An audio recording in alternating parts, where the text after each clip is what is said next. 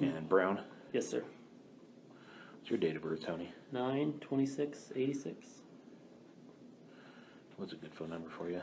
970-402-7798. Is that a business work? Personal. Business cell? Well, I kind of got them both on one, but Okay. I do have another work phone, but I don't use it. It hasn't been charged in a year. It's just easier for me to carry one phone than two. Problem. What's your home address? 1924 Sunset Circle, Milliken. Milliken, K-E-N. Colorado. What's your zip there? 80543. Okay. All right. So, as you probably learned, we've been talking to everybody who had known Chris and worked with Chris and whatnot. So, do you remember when you first met Chris? Yeah. I've been here. I started here 2 years ago. August 8th was my start date. Mm-hmm. And that was 16? Yeah. Okay. I didn't meet him. Oh, I met him. That wasn't Shane. That was someone else. My first day, we had a conference upstairs. I didn't meet him that day, but the second day, he actually trained me for the day because I was replacing, I can't remember his name, someone Patterson. He was leaving to a new group, so Chris took me under his wing and trained me that day. So that'd be August 9th. That was the first time I met him. Okay. So he was working here already. Yeah, he'd been here before me. So was he your direct supervisor? No, the way they had it broken down was there's operators. So you had the foreman, field coordinator, and operators, and he was just an operator at the time. Okay. And I was just replacing another operator, so we would have been on the same level. Gotcha. But he just had more seniority. Okay. So what was he training you to do? Operate facilities. I didn't know the route or my area, so he would take me around and show me this is your location, this is your location, this is your location, and then he would show me how to gauge tanks because we have a list. It's on OneNote of every route, and IOC puts down comments. Hey, go check this location for this reason or this reason. So we'd go through OneNote together, and he'd be like, all right, looks like we need to gauge this tank, color cut it, see how much water's in there. So we'd go over there, and he'd be like, looks like we need to equalize this well, so let's drive over there and equalize it. And he would just show me the routine day-to-day stuff on my route. Whatever Jeff or Nancy had posted in OneNote to look at. Okay. So he knew how to gauge tanks, and he was Yeah. training you how to do that. Yeah, he knew everything. And just so I'm clear, gauging tanks means? You just check the fluid height. Usually if it's at 5 to 10 foot, it's getting ready for a load. So you just go ahead and you get on top of the tank and you have your gauge reel. It shows you like measurements. And you put like a color cut and you send it down to the bottom of the tank and you determine how much water's on there. And you don't want to send more than 10% water to the haulers. So if you gauge it at a foot and like, oh, there's a foot water, then you go on the backside and drain the water off. Okay. So we gauge tanks and color cut them, see how much water, and then drain them. Okay. All right. Do you remember about how long he trained you for? That one day. That was it? Yeah, I kind of got thrown into the mix pretty fast. Yeah, really. Had you had experience in the oil field before? I'd worked with Roustabout, but it's totally different ballpark from Roustabout to operating. So I was with, I can't remember that guy's name, something Patterson, that one day, but then he moved on the next day. Like, they moved him quick. So I was with Chris for one day, and then the next day I was with Tony Kern, and then I was on my own. So I was only with Chris for one day, and he went back to his own route. Okay. And where was your route? The numbers change so often. Like, I think we were the East 10s, and it was pretty much the county roads 41 and 22, all the way up to county roads 28 and 39, and then on 41 all the way to 49. It was like a 16 square mile radius. 41 to 49? Yeah. Okay. And then from 22 to 28. When I first started, but we've shifted around quite a bit. You said 16 square miles? Pretty much, yeah. How many sites were on there, do you remember? At the time, I think I had maybe 200, and then they kind of divvy it up. They're like, this guy has too much, this guy doesn't have enough, so then they'll rework the routes. And you were E10, you think? I'm pretty sure I was E14, because the group was the E10, so it'd be to 11, 12, 13, 14, 15, 16, and set, I think. Okay. They've changed so many times. Right, Well, yeah. now we're the 40s. Before we were the Yeah, I heard 30s. that. And, yeah. Okay. So how much interaction did you have with Chris from when you guys first met till a Recently? few weeks ago?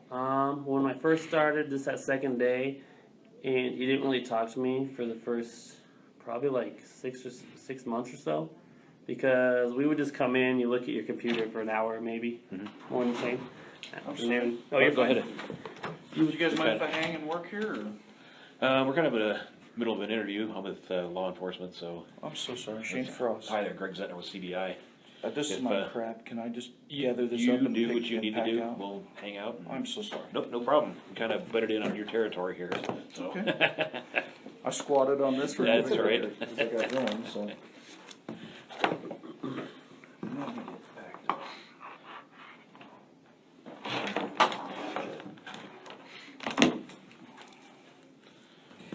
Problem with technology is you get so damn strung out that, Yeah, I know. you know? Yeah, one of us have to carry two phones. So If it's so somebody else important. pokes his head in a gentleman with white hair, just tell him I moved back down to Ken's office. Okay? Ken's office? Ken's Okay, office. yeah, we'll do that.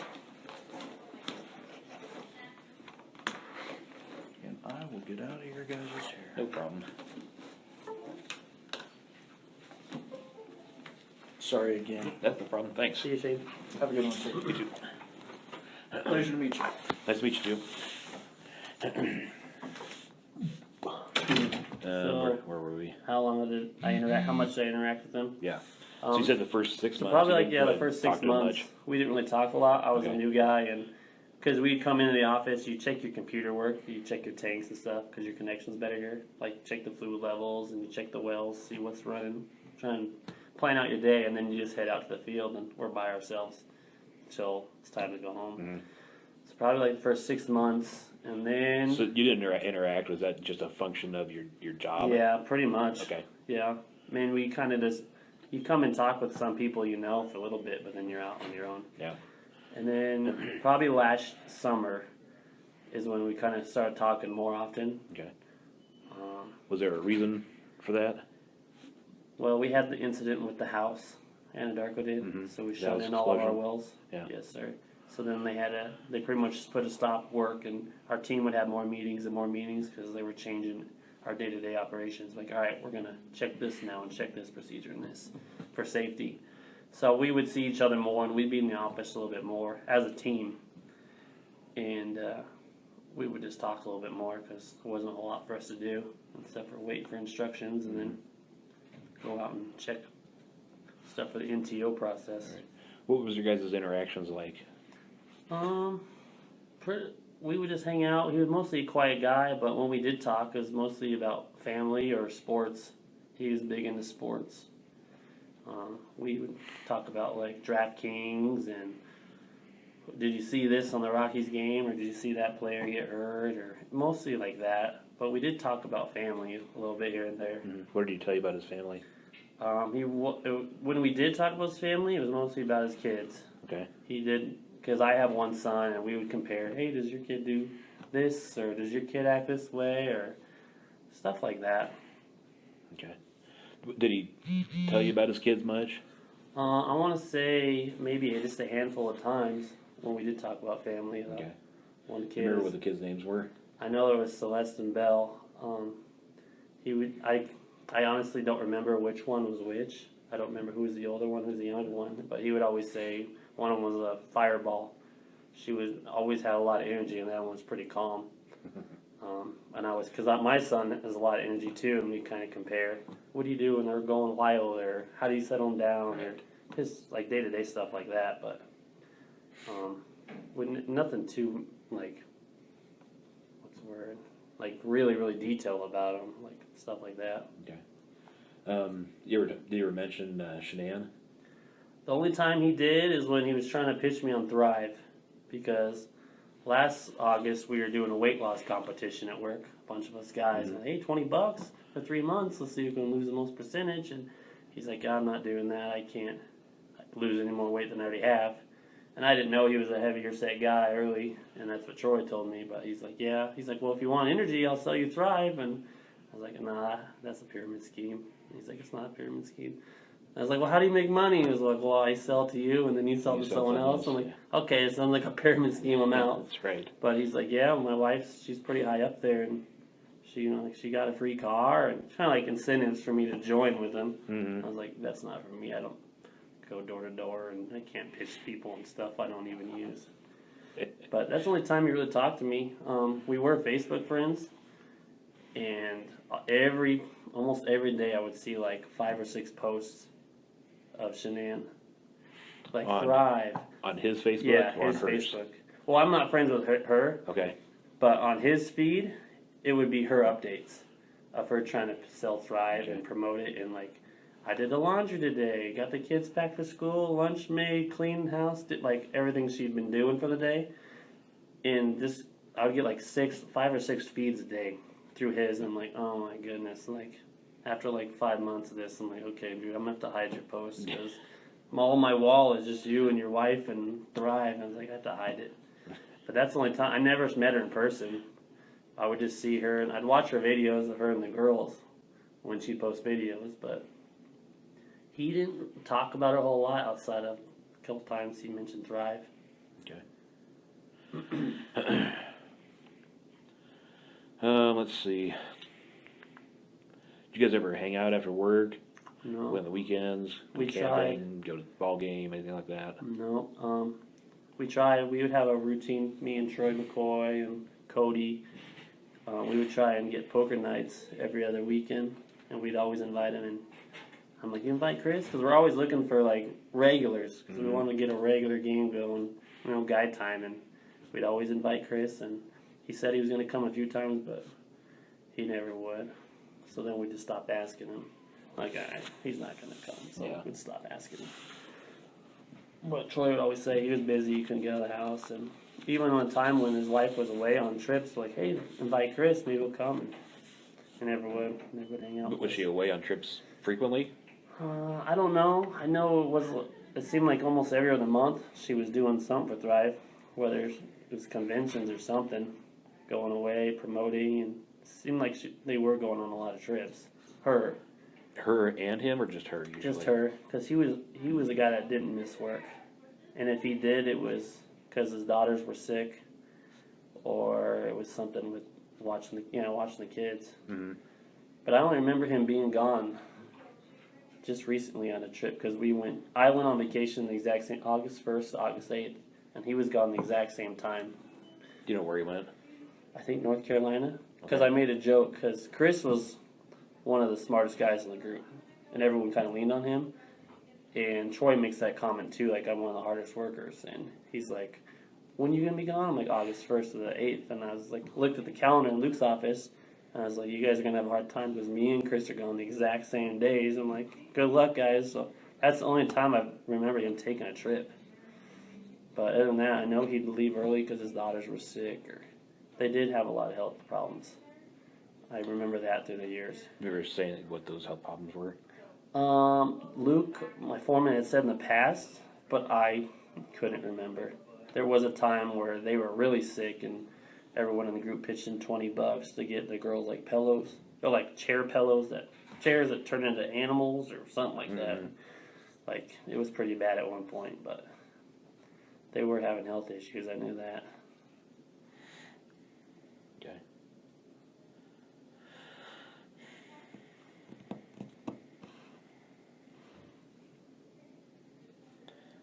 When was the last time you actually saw Chris? That Wednesday we came back the same day. I came back August. Can I look at the calendar? Because I remember I came back to work that Wednesday. So I was off August 1st because I went to Florida, and I came back the night of the 7th. And he came back. We both came back Wednesday, August 8th. So yeah, August 8th was a Wednesday. Yeah, I saw him that morning, and then he was off. I think the next Thursday and Friday. I think because he was taking Shanann to the airport, and that was the last I saw him. That was it.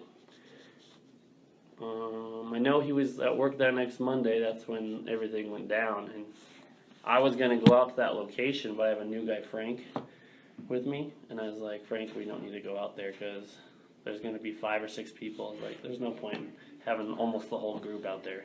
So I was like, let's not even go over there. So I would have seen him that morning, but I didn't go. Yeah. That was Serby 319, is that right? Serby 319. That was 813. So that would have been. So you were gonna go. Yeah, cause Why were you gonna go out there? my new role, I'm a rover in the group.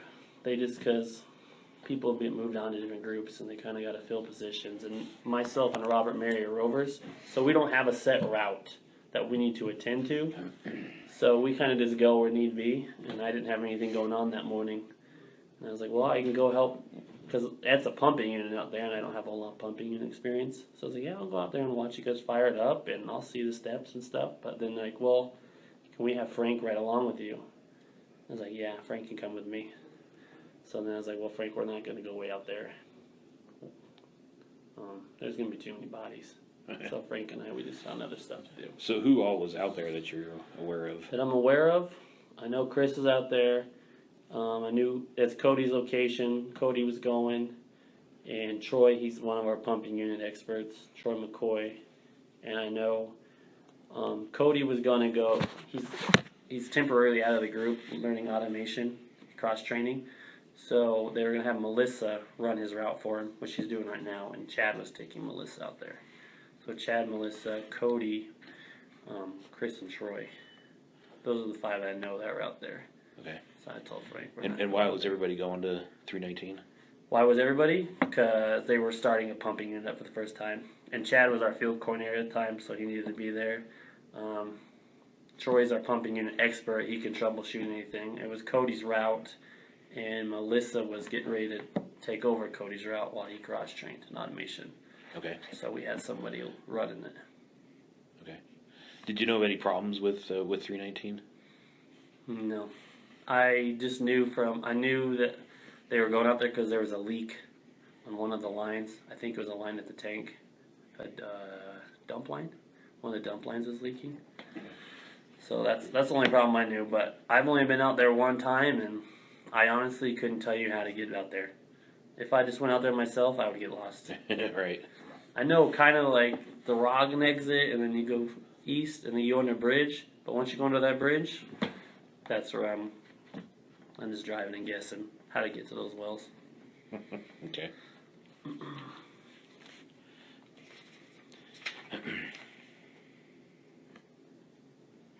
Did Chris ever mention to you he was having problems with his marriage or anything like that? No, Chris never talked to me about his marriage a whole lot. I only really called Chris to ask questions about wells. That dude had a memory like an elephant. I mean, any problem, I'd call him like, hey, I'm gonna go unload this well, and what do you think? And he'd be like, what are the pressures? And I'm like, it's like 900 over 900. He's like, nope, it's too low pressures. I need to be at this. Or I'd be like, hey, I'm gonna go at this facility. What's wrong? Why isn't it running? He's like, hole in the coils happened 2.5 years ago. Like, he could remember every detail of every location. It was crazy. So he was the go-to guy if I didn't know what was going on.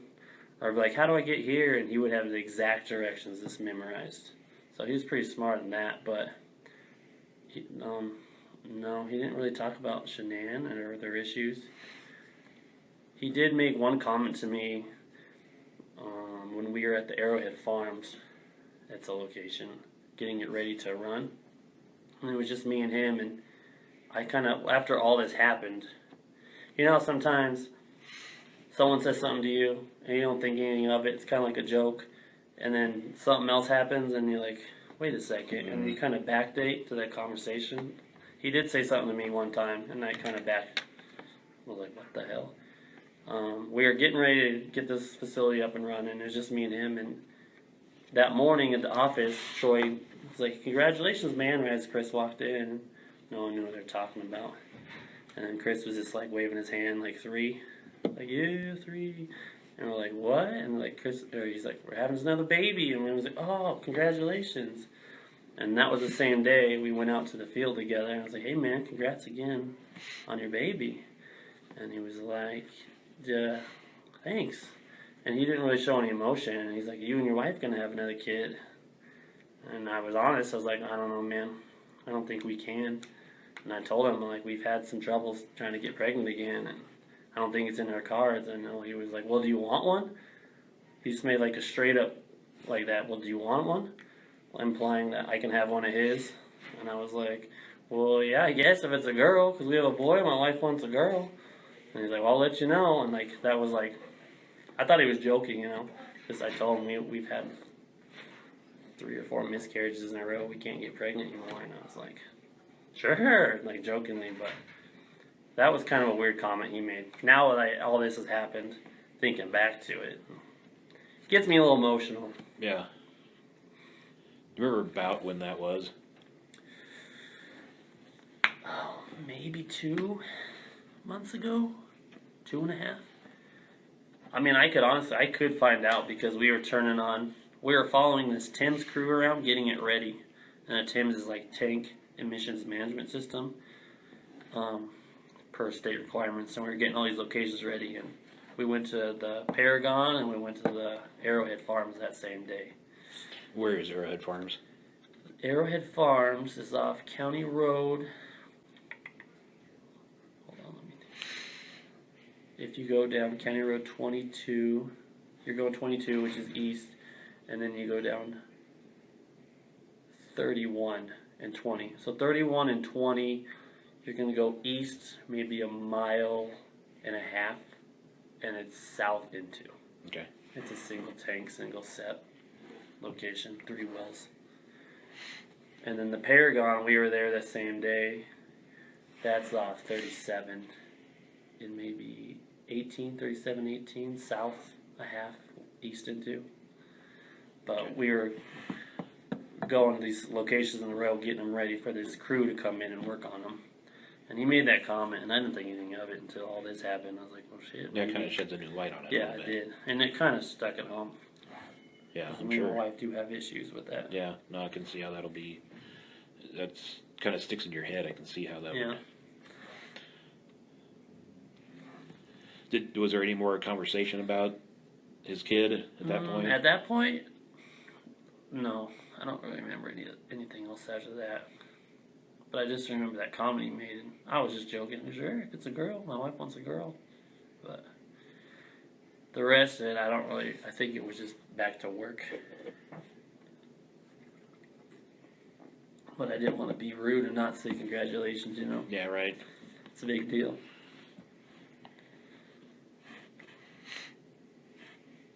But other than that, it was mostly football, sports talk, and fantasy football talk, and just random BS, and small conversations. Did you ever talk about going to the Rockies games or Brock game or anything like that? I know he would only talk about it if the Steelers were coming to town because he's a big Steelers fan. He was diehard Steelers, so anytime anything happened to the Steelers, we'd give him crap because we're all Broncos fans and he was a Steelers fan. But I know that he would go to those games. And as far as going to the games, no. As Rockies, no. But he followed the sports, every team. Because I'd be like, hey, you see what happened to Arenado with that fight he got into? And he knew everything. It's like you watch sports center every day. Kept up with every topic. Because there'd be a lot of times where he would just address me with that. Hey, did you see this happen in football? I'm like, yeah, I saw that. That's crazy. And stuff like that.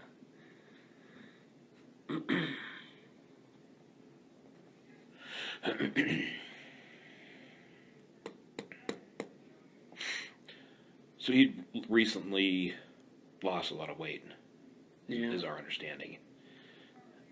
Did you ever talk about that? What was up with that? What he was doing? I didn't know him when he was a heavier set. Because he was pretty fit when I came over here. He was pretty slim. But I know he would just go running every morning. He told me he'd run like 5 miles every morning before, well, now that you may say that, there's another thing he said. He would just say he'd go running 5 miles in the morning. But he did make a comment one time that him and Shanann would get in fights. Or she was getting ready to go on a trip. And he wanted to work out.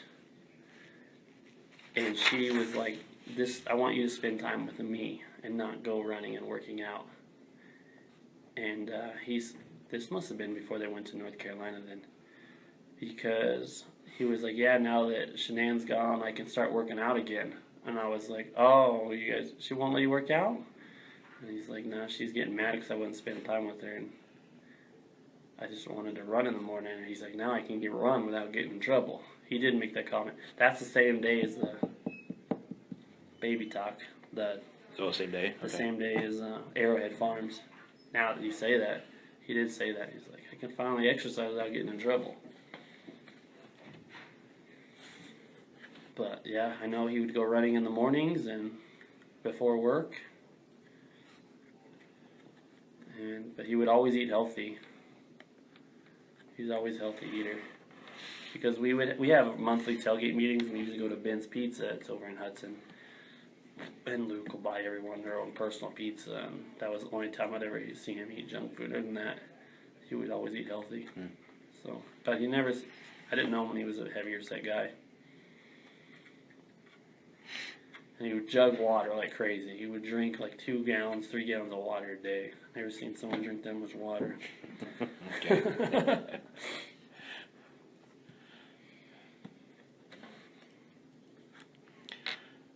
Let's see.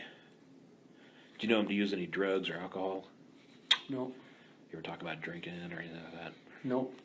Never talk about drinking or drugs.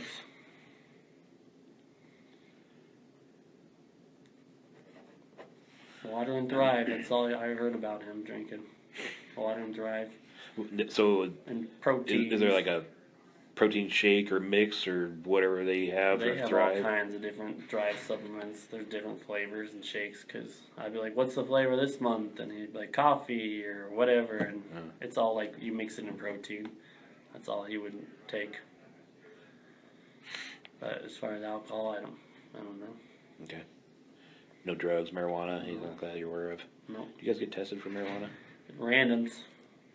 Last like 4 months or so, they would have meetings, and they would just shut the door, and then whoever's in there, it's randoms. And if you had any, is like 0.001 on you, you're gone. Fired. Yeah. There's zero tolerance here. They're just trying to clean up, Yeah. But I don't know if he ever got tested. I know I didn't get in any of those meetings or tested. And I don't know anyone that got fired. I know people that got fired, but I didn't know them. But So Monday the 13th, you were gonna go to 319, but you didn't.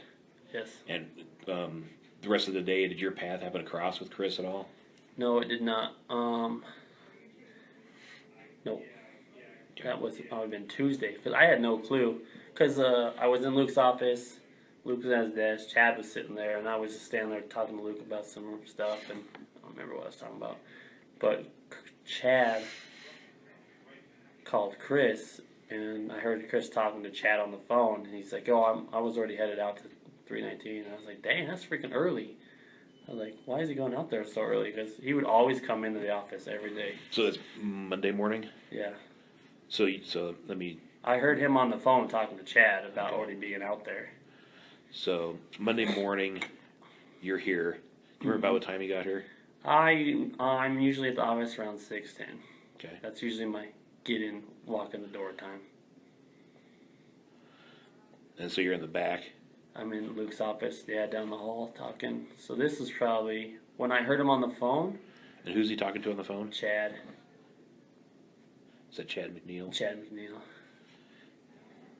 Luke doesn't usually get here till 6:30, and I don't go and talk to Luke right away because if he doesn't have his energy drink, you don't want to go talk to Luke that early. Sounds like maybe he needs a Thrive drink. He's got a NOS in his hand every morning. Really? If he just sits down at his desk and anyone goes in there right away, it's like, what the hell do you want? Let me sit down for a second. So it's probably like 6:45, 6, maybe 7 when I was in the office, in Luke's office talking to him, and I heard him on the phone. So Chad's on the phone with Chris. Yeah. And Chris says he's already at 319. Yeah, he was already out in the field. That's what he said. I'm out in the field. Okay. Because I didn't know what location they were at the time. So he's out in the field. And Chad was calling him to see if he had the Canon cables. And those are cables you hook up to your truck, you can hook up to the pumping unit and jump start it. And he would see if he had them. And he said no. And he's like, I think Tony has them, Tony Kern. And Who initiated that phone call, do you know? I think Chad, but I'm not sure. Okay. Because I know they were looking for the Canon cables to start up the pumping unit, to jump start it. Okay. And I remember saying, no, I don't have them. I think Tony has them, Tony Kern. And that was about all I remember from that phone call. Okay. But you knew that Chris was out in the field already. I knew he was in the field. And that's unusual for him to be out there? It was very unusual. Yeah. He's always in the office. He's usually like a 6:15 to 6:30 guy. He's in the office sitting next to us. Because there's usually always myself and Tim. Well, maybe it wasn't Tim. It's usually myself and someone else sitting in there, and then Chris is usually the third person to walk in. And I'm like, yo, what's up? And then he fills up his jug and sits down and looks through wells and stuff. But yeah, Chris was always the third one in the group to sit down in that room with us. Okay. Do you remember any other day since you've been with this group that he went straight to the field? Never. Okay. Because he'd never do that. And we used to have this one guy in our group that would always say he's straight in the field every morning, because we have a group me app. That's how we keep track of where everyone is, just by, you can't GPS them, but they communicate. And he would always say, in the field, and we'd always laugh like he's not in the field. And he was the only guy that would ever do that. I'm like, he's still at home. But Chris would never go straight to the field. Okay. And I don't think that morning he even put it in there, because I was like, where's Chris? And they're like, oh, he's in the field. I was like, oh, okay. That's weird. He's a operator, is that right? Chris, I'm sorry, he's a field. Would you say? He would be a field coordinator Field now coordinator. because Tony got moved over. He's now foreman, and Chris and Troy stepped up. Because at the time, Chad went to Texas to help out. So Troy and Chris, were acting field coordinators, and myself and Robbie went to Rovers. Okay. So do field coordinators generally go out to fix wells, fix mines? Yeah, I know that Chris had pretty good mechanical knowledge. But. Sometimes, I mean, if they did, they were with the operator. Like, if there was ever a problem, before it was Tony and Chad, they would always say, hey, let's go together, let's go fix this. So the other person, the operator, can see what's going on. But usually not just straight out to the field unless it was serious, like, hey, this needs to be done by 7 a.m. because the rig's moving on, or someone's going to be working over there. We need to get someone out there right now, but usually not. But with things being as slow as they were, like we're not turning on new facilities right now, there's not a whole lot going on. So to keep busy, some of us go out earlier than others. But no, it's not like for a field coordinator to do that. A rover, yeah, but usually not field coordinators. Okay.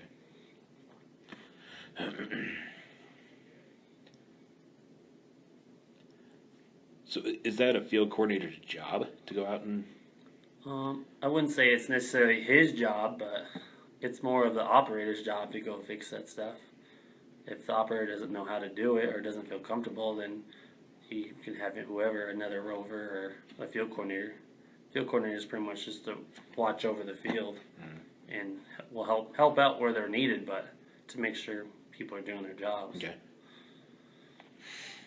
And then the rovers are the freelancers. So it's like operators at the bottom, and they call the rovers first to come help them out, and then they call the coordinators to help out, and then up the list, depending on the severity of things.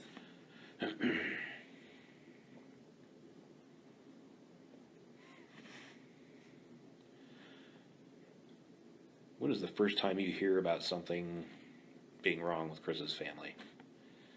As far as Shanann and the girls missing. Missing?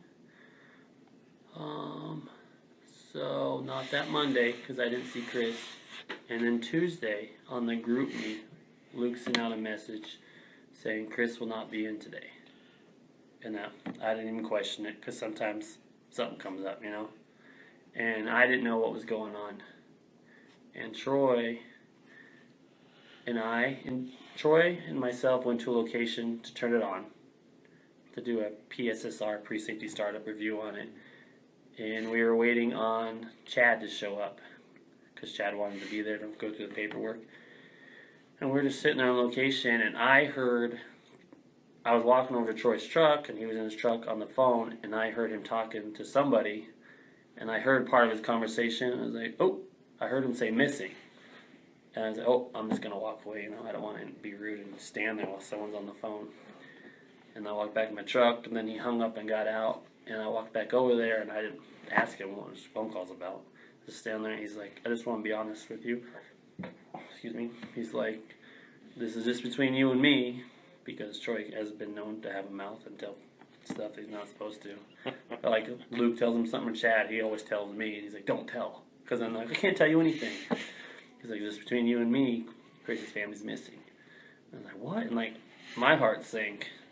I was like, what? He's like, yeah, he can't find him. So that's when I found out. It was like maybe 8 o'clock on that Tuesday. And where were you guys at? We were at the Roland, ROLAND /Arndt location, Roland /Arndt, 28-4. And then I was like, dude, I was starting to freak out and panic. I was like, I don't even want to work today now.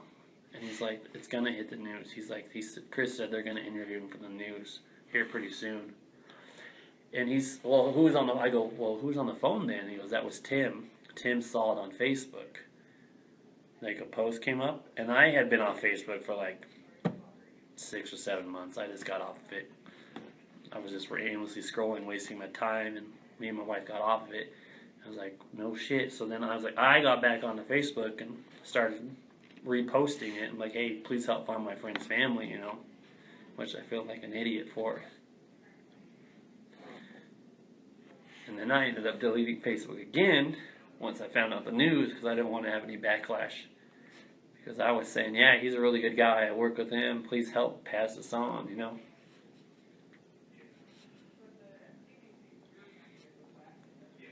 But it was that Tuesday. It's probably like 8 in the morning. 8:30.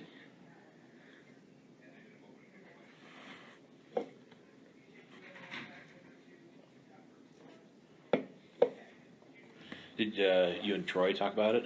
Yeah, we talked about it.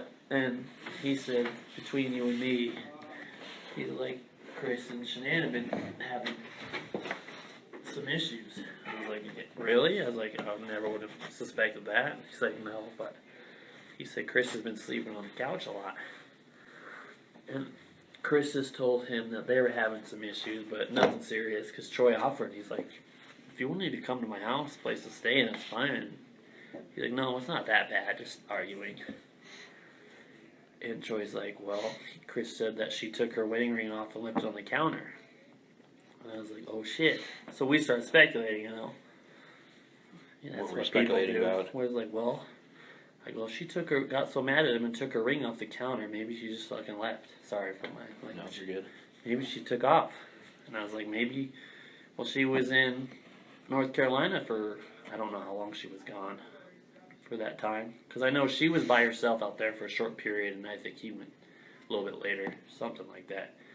I was like, maybe she was planning on leaving him. I was like, maybe she met somebody on her Thrive trip, because she would go on Thrive trips so often. I was like, good possibility she met somebody on her Thrive trip. She came back home, knew he was going to work, and she took off. And Troy was like, well, that's the thing. They have looked at the cameras on, the doorbell and the neighbors, and they didn't see nothing. I was like, well, that's a clean getaway, man. Then she probably slipped out the back. And he's like, well, they didn't take any clothes or anything. He's like, not even the medicine. And I was like, well, she's been planning this whole time. Maybe she's been stashing money, Well, that's what we got from her leaving the wedding ring on the counter. And he's like, it's a $10,000 wedding ring. That's what Troy said, but I don't know. I never saw it. But so I was like, best case scenario, she left him, took the girls and left him. But that's all that we could speculate on, because we never saw that coming for him. Never. Not. I would have put anything on it said, I haven't seen 1 ounce of violence in that guy. He's always calm, he's cool, collected, super smart. I've never seen him get angry. I was like, something happened and maybe she left. And that's when I started sharing it on Facebook, please help find my friend. And then when you see his interview, and we had a meeting with the group, before we knew what everything that went down. And we're like, everyone in the group said, we watched his interview, and they're like, that's Chris. That's just Chris. He's always calm. He doesn't show any emotion. If he laughs, he barely laughs, like a little snicker, you know. But we're like, we thought that was a nervous laugh, like, because he's not a big people person. If he doesn't know you, he really doesn't talk to you, unless over time he slowly starts to, you know, let you in. But when he made that little laugh on the camera, I'm like, that's just a nervous laugh. I didn't think anything of it, but I just never would have guessed that was going to be the result. What about this part is upsetting you so much? I think it's the daughters. In my head, I visualize everything. That's okay, take your time.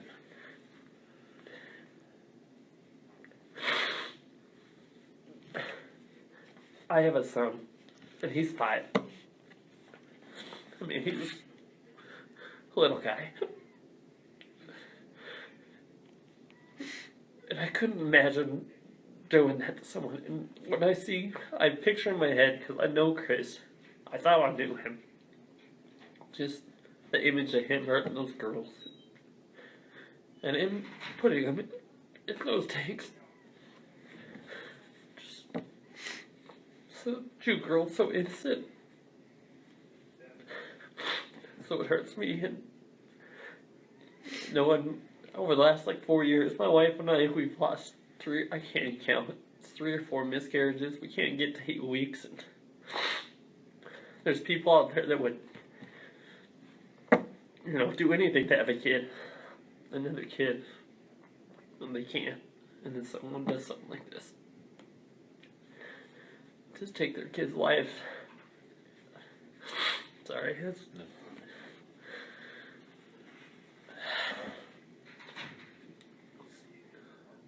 Yeah, I thought I was over this. That's all right.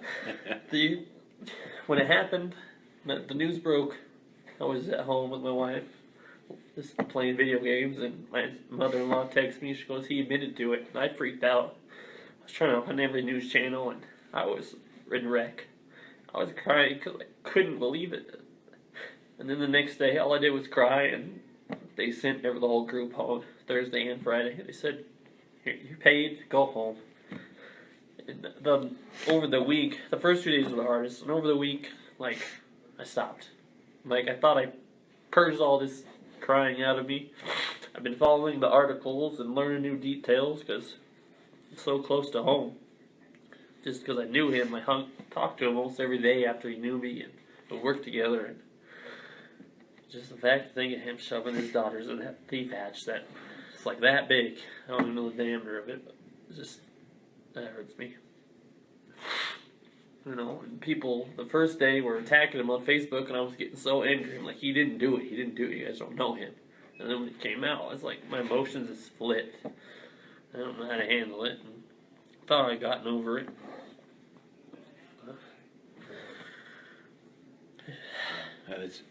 It's incomprehensible, that's for sure. Last night I saw the video again of Shanann telling the girls they were pregnant, and the daughters were hugging her belly, and almost started crying again. It's just the daughters. That's what hurts the most, I think.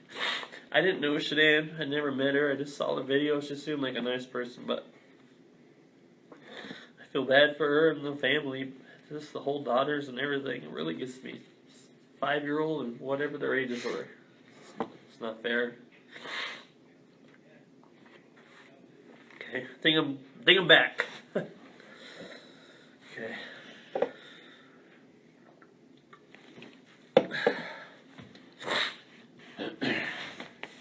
So when you're out on the, I forget what they call the site, Aren't? The rolling art? Yeah. With Troy? Yeah. So you're out there and you start hearing the news. Yeah. And do you guys work the entire day? Does somebody call you and talk to you about it? Or? Well, we were talking, and then Daniel showed up, and I didn't say a word to Daniel because Troy said, between you and me, this is what's going on. Daniel Who's showed up. Daniel? Daniel Barr, he's an operator. It was his location that we were trying to get turned on. But there was some locks on there from someone else, and there was a piece of equipment that needed to be installed. So we ended up not even be able to do anything on that location. And then Chad showed up, and he didn't say anything about it. Obviously, he knew, because I guess those guys knew from yesterday. Why? Because Chris went home that day early. Mm-hmm. But yeah, I mean, actually, I was with Troy the remainder of the day. I couldn't even tell you what other locations we went to because I couldn't get it off my mind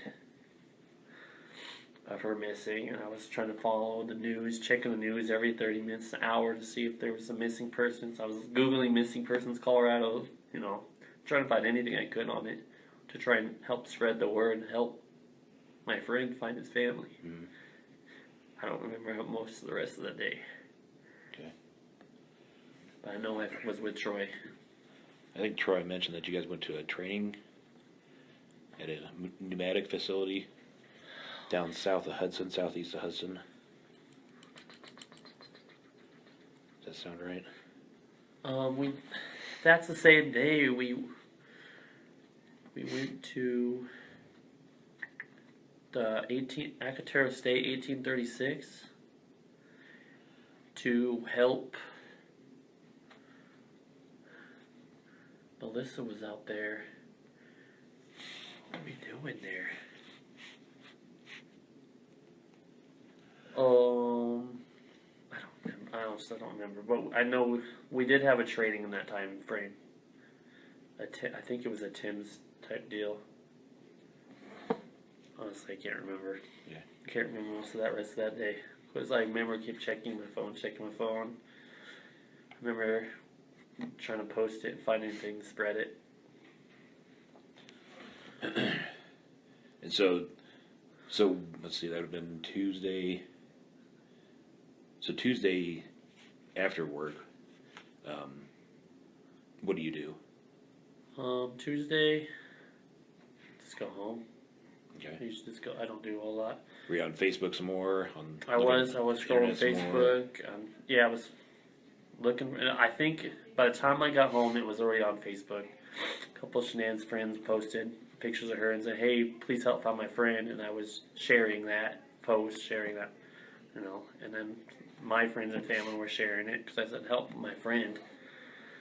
And watching the news, and then that same night, I think the news came out of his interview, saying, "Look, help! I want him to come back and home." And I was just trying to follow it. Did you talk to your wife at all about it? Yeah, What'd she say? my wife didn't know Chris at all. And she knew of him because I talked to her, about all the guys I work with, and I was just like, "Hey, just try and watch out for the news.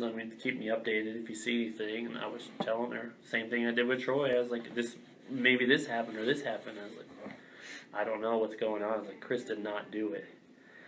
And she watched that interview, and she didn't believe what she was saying. She's like, "I saw him laugh and smile," and she's like, "That seems fishy." And I was like, "No, that's just him. He's just an awkward person. He doesn't like talking to new people, let alone the country, the news, the state." I was like, but I can't remember was it Wednesday night that they broke the news he confessed? I think it was Wednesday night. Yeah. It was like 10 o'clock Wednesday night, and that's when I didn't even go to bed till like 5 in the morning because I was crying and couldn't sleep. And we came in Thursday for a meeting with Ken and the whole group, and they brought a counselor in to help talk about it. Then they sent us home. Well, Ken actually escorted us. He got us a ride home because he's like, "I don't want you guys driving." So that was pretty tough. But my wife and I, we would just keep. She sent a new article. She sent it to me. She's like, "Did you see this? And did you see that?" But she never knew him. She never met him. And she only knew of him because of Thrive. I was like, he's trying to get me on Thrive, pyramid scheme, and that's all. But And you didn't have any contact with Chris on Wednesday or Tuesday at all?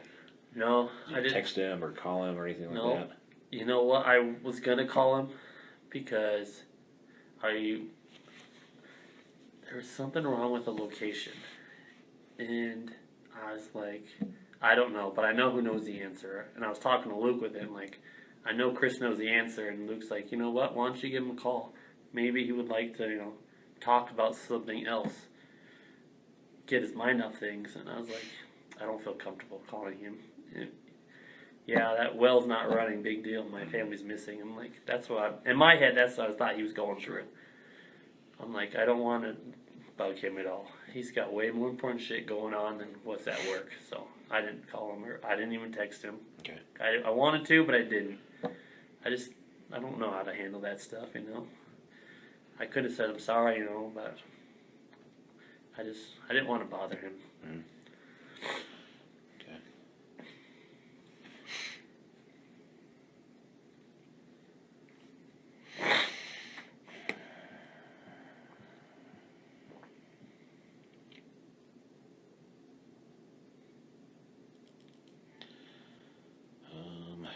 What truck did he drive? He drove an Anadarko truck, Ford. Is that an F-250? I think it's a 150. I'm not sure, to be I remember honest. what color it was. It was like a brown, dark brown. Okay. And they all have GPS, right? Yeah, Okay. They all have their GPS, GeoSite, which it tracks everything. It tracks how fast you're going, if you're talking on your Bluetooth while you're driving. Anytime you're talking on your Bluetooth, it tracks it, or location, and seatbelts on, and all of that stuff. That stuff gets reviewed pretty closely, right? As far as I know, yeah. I'm not an APC employee, so I don't know how the ins and outs of that system. My company uses a different one, Cartosite, so it's not as in depth as the GeoSite, but I'm they get graded on it monthly, because I know Luke will get records. They get graded like, oh, you got an A+, you didn't have any hard breaks or speeding or stuff like that. But if I took my truck and I went somewhere at, I don't know, 11:30 at night, Yeah. that's going to show up and they're probably going to get talked to about it. Yeah, it'll send whoever's monitoring it, I don't know, but someone's always keeping tabs on that stuff, where you're going. Yeah. Okay. So something unusual like that is probably going to prompt an inquiry. Mm-hmm. Yeah. You can't take your work trucks anywhere, really, if you're not working, because someone's monitoring it. Okay.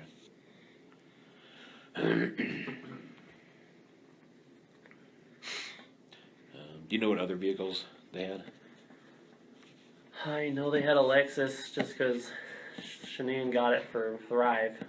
They gave her one because she was so good, high up in sales and hitting her quotas and stuff, but that's the only other vehicle I know they had. And I think that was the only vehicle they have, because at one point I asked Chris, I'm like, do you have a truck or anything? He's like, oh, there's no point.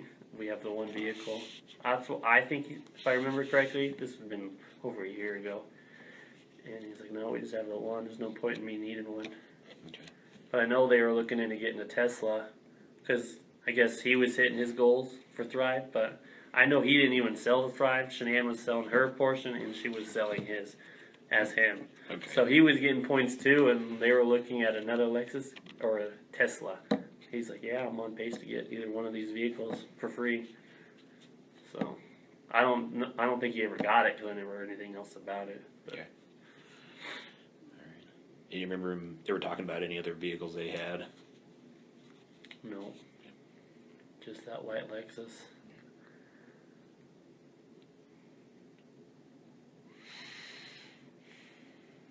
No. All right. Anything we haven't talked about that you think we should? I don't think so. I mean, I saw that new report of him might have an affair with another man. None of that ever. That surprised me. I was like, when you think the story's getting wind down, something new pops up. None of us suspected that. I mean, As long as we're going down that road, do you know? So he allegedly had a girlfriend who worked here. I think I'd seen them. You think you'd seen them? Do you know when that was? There would be this girl. And Do you know her name? I think it was Nikki. I think her name was Nikki. A brunette. She had a pretty good body. So the guys, when we sit in this common area, I don't know if you've been through this building or not. No. If you go down the hall, there's a little common area. There's like 3 little white squared tables. That's where our group sits. Usually all the groups sit together throughout the building. And she would always walk by, and I would see him, like, he would always be on his laptop, and when she would walk by, he'd, like, look up a little bit and stare at him the whole time. And I didn't think anything of it, because if she was a fit girl, I'm like, okay, well, she is attractive. But I did see them talking differently down the hall. Because there's a northwest entrance to the building. When you walk in, there's a little monitor TV screen, and it says oil prices, they're up. Kind of like up 2%, down, little updates. And I did see him talking to her in the hall. And they were with it, like, pretty close. Like, I don't know, like, too close for my bubble. Like, closer than you and I are right now. They were talking, and I didn't think anything of it. Because right where they were, if you just go east a little bit, there's a gas monitor room. And that was what she did. She would make sure the gas monitors were calibrating and take care of that room. So I was like, oh, maybe he's just talking about the gas monitor. But when they said he was having an affair with the girl at work, I'm like, there's only 2 females in this office I've seen him talk to. And one of them is impossible. Isn't Nancy? She works in the OCC, but she works with all of our group. I'm like, that's out of the question. And I was like, I've seen him talk to her, and I see him staring at her every time she walks by. And the guys that say it, they know she's attractive, and she knows she's attractive, so she's trying to get attention. Right. Because the fridge is in there, and she'd put her food in there, but he would always stare at her awkwardly. So when they said that there was a girlfriend or a girl involved, that was the first person that came to mind. Like, it's her. I know it is her. And then a couple other guys said that they knew that it was her too. And then when they said that, I went to go check, because there's a parts room you can get, and her office is right there. Her nameplate was ripped off the wall, and her stuff was gone. I was like, okay, 2 and 2 together. It's got to be her. Do you remember about when it was you saw them talking by the back door? This might have been 5 months ago, maybe. It wasn't within all this happening. It might have been 5 months ago or so. Okay. I don't know. I'm like a visual person. I see things, and then when something comes up, I can go back and reflect. I'm like, oh, well, I did see them talking in the hall pretty closely. Mm-hmm. And I was talking to some other people, because you know how something happens in the office, word's going to spread like wildfire. All right. And I was talking to some other guys, and he's like, yeah, I saw them talking real close. And I was like, yeah, that's what I saw too. And I was like, it's got to be her, and she's gone now. So, but it was about 5 months ago or so, because she's been here a while, 4 or 5 months ago. Okay. But yeah. Any other time you remember seeing them interact? I've never seen them other than that one time I actually talked. I've seen him like make eye contact, but like never say anything, because there's little squares and there's 4 seats, and our group sits there, and he would never talk to her when everyone else was around. But I did see him all the way down the hall one time, and I just didn't keep walking by, and I'm not gonna say, hey, what's going on here? Mm-hmm. I just saw it and just kept walking and thinking anything of it.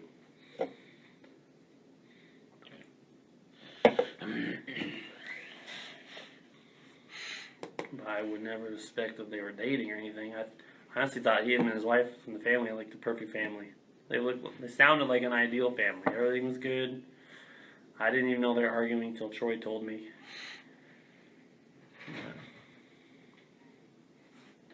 But once 2:30 hits, usually all of us check out, and that's it. Like, he would make us phone calls, because as a coordinator, you can't leave until all your guys are out of the field, and he would call, hey, you almost done? Because sometimes I'd be a little late and I wouldn't check out. Or they'll say, hey, how's everybody doing? If you don't respond, he'll call, hey, are you okay? And we'll make sure you're okay, and make sure you don't need help or anything. If not, it's like, all right, you want to check out? Or are you almost done?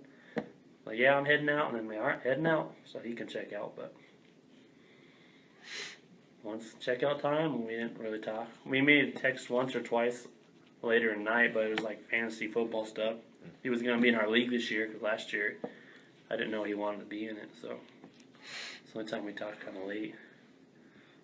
Okay. He never mentioned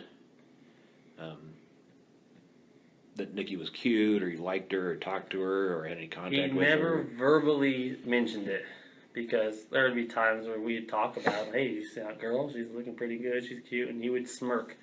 He'd like, like, you know, he never would be like, yeah, I like her. She's hot. He never did that.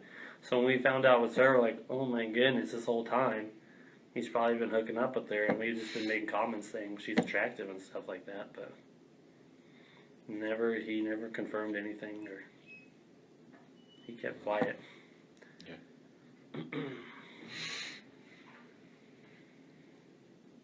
But that was him. He was mostly a quiet guy. I mean, so you wouldn't think anything of it.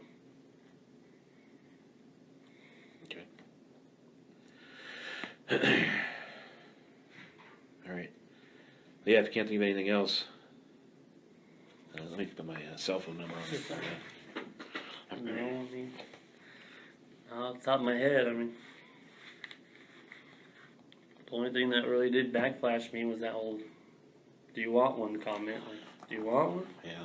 That kind of.